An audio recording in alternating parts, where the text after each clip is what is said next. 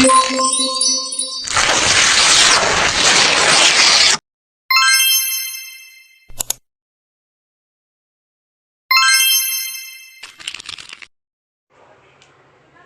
ya, putus-putus. Mau kesini kan? Video.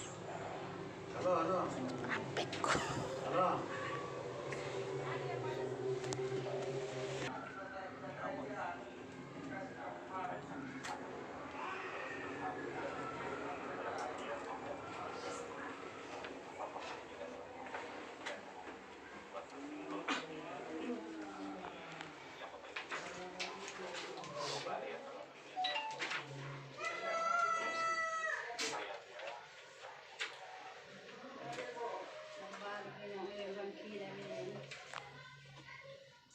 Kasihkan dulu nota di situ.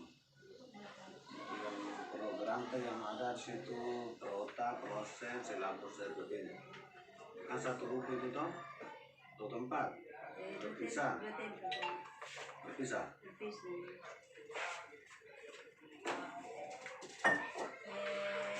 Tahunan, apa tidak kita bilang? Program tahunan, semester, semester, jalan tetap muka.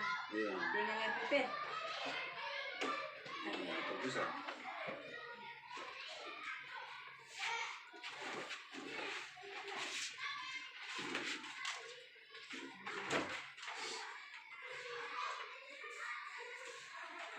Tadi kelas 4 berapa?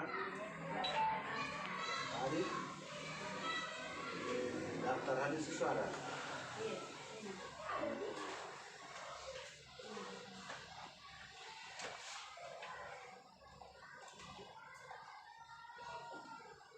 Mana taruh siswa?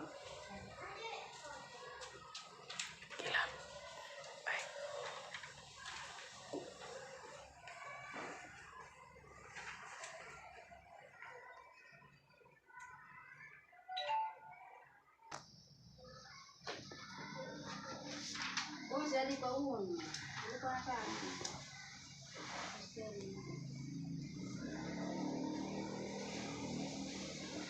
Daftar nilai.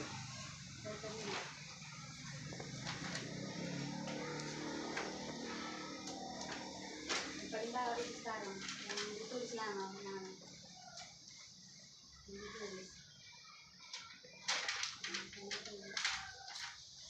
Jadi gitu yang ditulis.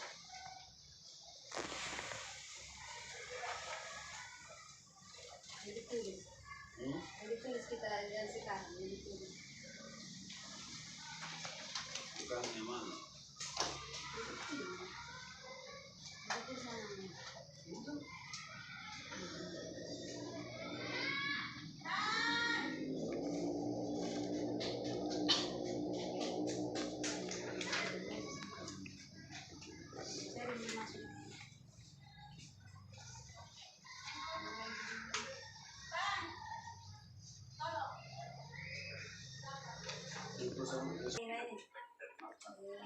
Nanti akhir semester lalu ujian lagi dengan anak, lalu ujian apa? Aku belum habis lagi, jadi dilanjut.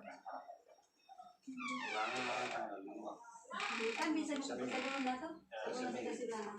Ini Senin sudah lama. Bisa sebelum kita silang. Biasa sudah baca tadi. Ya, itu jadi. Nah ini kan jadi harus tuntas sebelum ulangan. Kecuali kalau tidak dikeluarkan ini.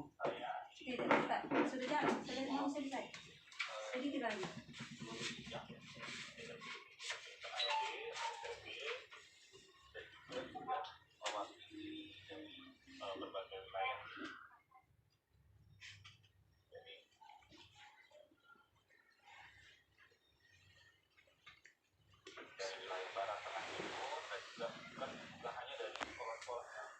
Ada agenda jurnal kita buat. Iya ada dia. Ada dalam sini. Iya semua.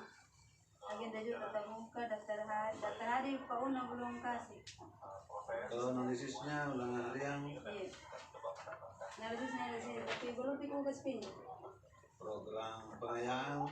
Pengayaannya ada di pengayaannya belum lihat. Ada di buku-buku yang lalu. Saya belum saya nak bawa, belum aku ambil dulu. Ya. Ada tuh juga. Ini Biar ini PP mati-mati oleh nggak sini. Mati Kota daerah tinggal balik masih ada orang jangan itu. juga sih aspek yang terpenuhi. Jadi aspek yang terpenuhi misalnya tema berapa yang tidak Terpenuhi saya mati. Sisa 35. Terpenuhi. Ini kas pindah ini sudah ada di buku lamanya sudah. Sudah kas pindah. kelihatan bahwa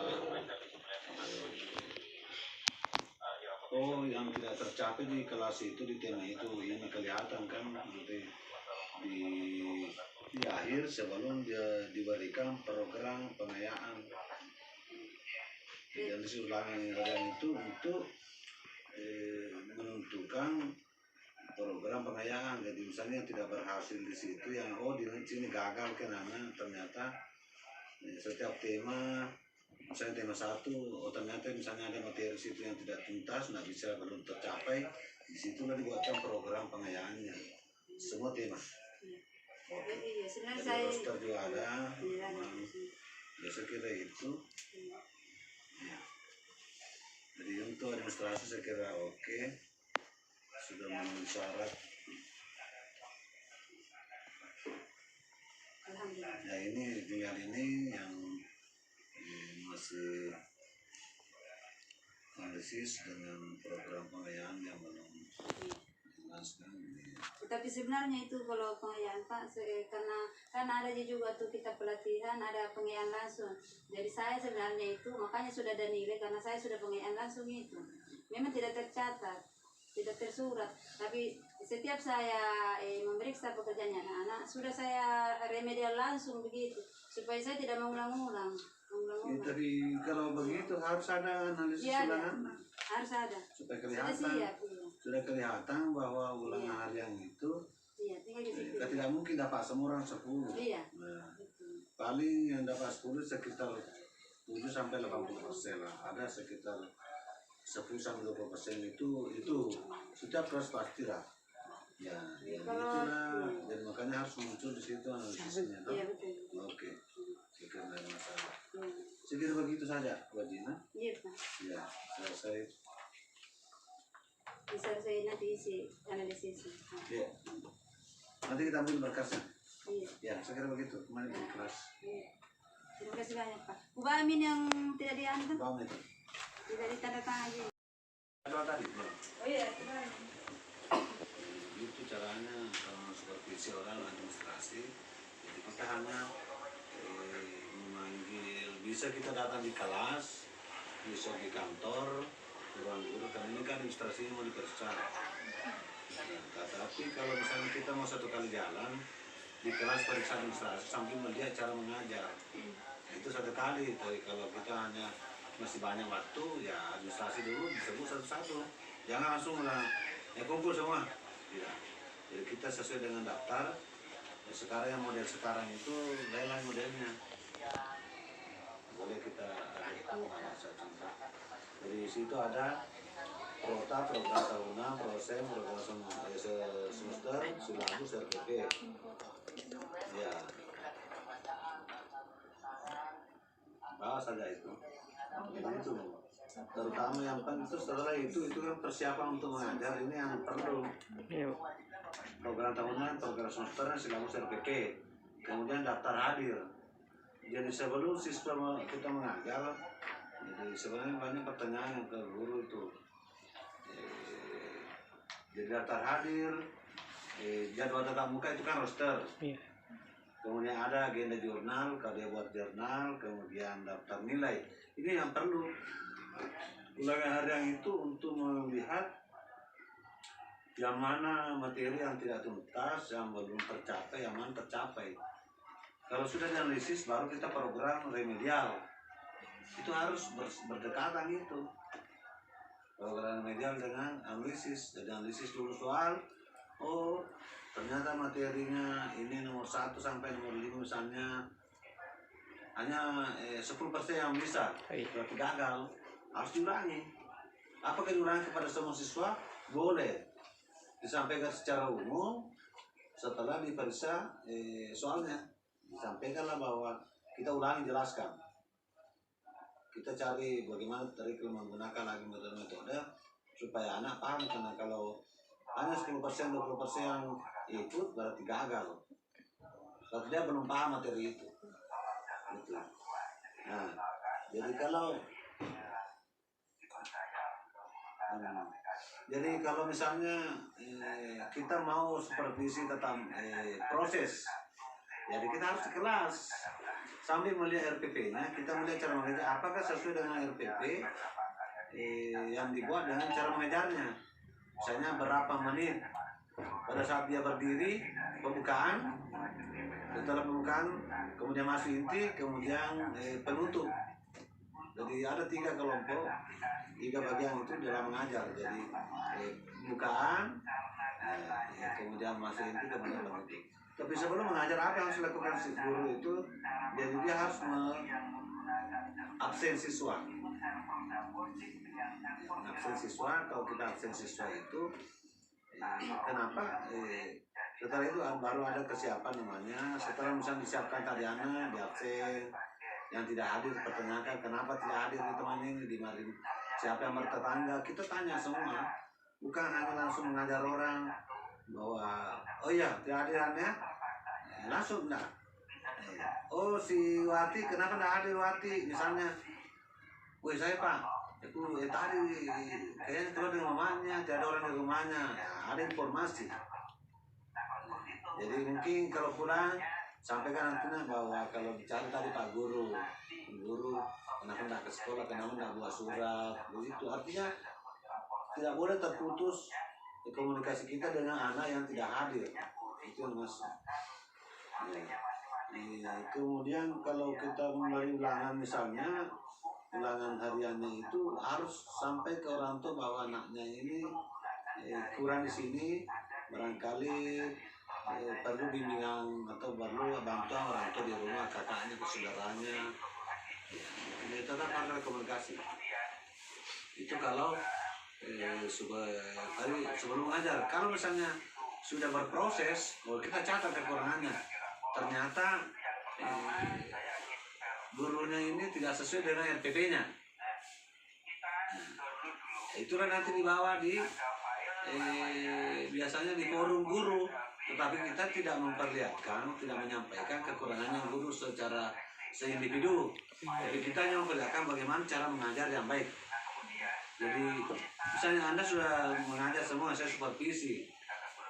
Kalau ada kekurangan, saya cuma catat, oh si A ini mengajar tadi dia tidak gunakan penguatan, maksudnya tidak ada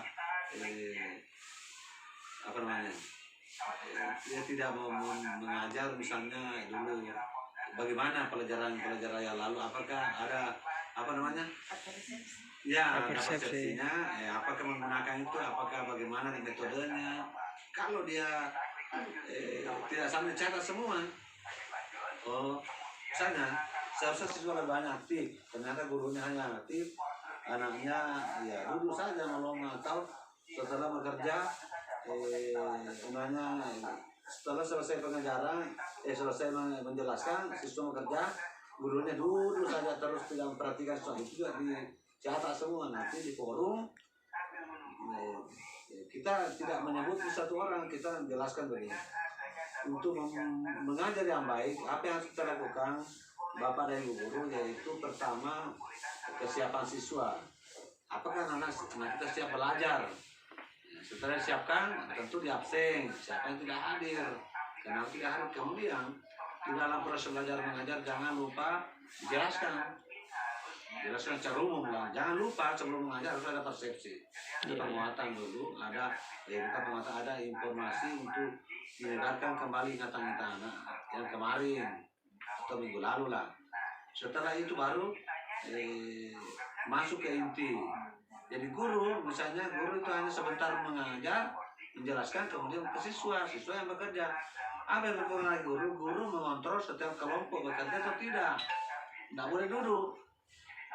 Ya, jadi kita tetap berdiri memperhatikan kelompok dua misalnya ribut saja mulai sembarang ya didatangi. Kenapa tidak dikerja, apanya yang bermasalah? Kita jelaskan begitu ke guru. Akhirnya guru paham, saya itu kekurangan saya di sini. Saya harus perbaiki. Kenapa berapa metode, misalnya metodenya cuma satu, ya kita jelaskan. Harusnya itu guru menggunakan beberapa metode. Karena tidak semua anak sama cara menerima pelajaran. Kita jelaskan begitu. Kalau misalnya ini supervisi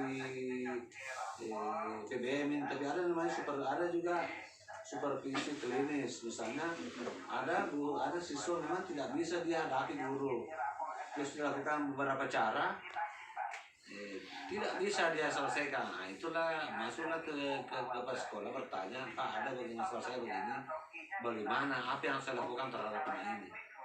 Sebenarnya tadi itu ada anak yang saling bermasalah. Katanya dia biasa, anak itu tidak berkata jujur, dikasih itu kelasnya.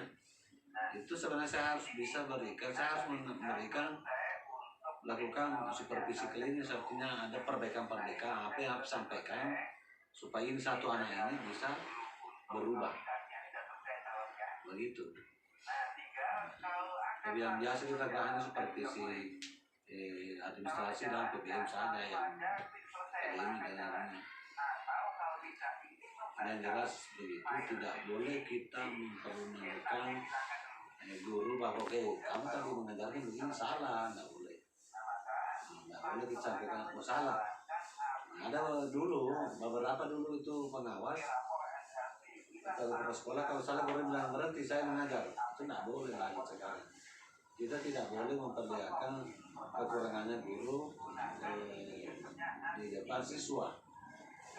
Kita hanya mencatat. Saya kira begitu tentang supervisi.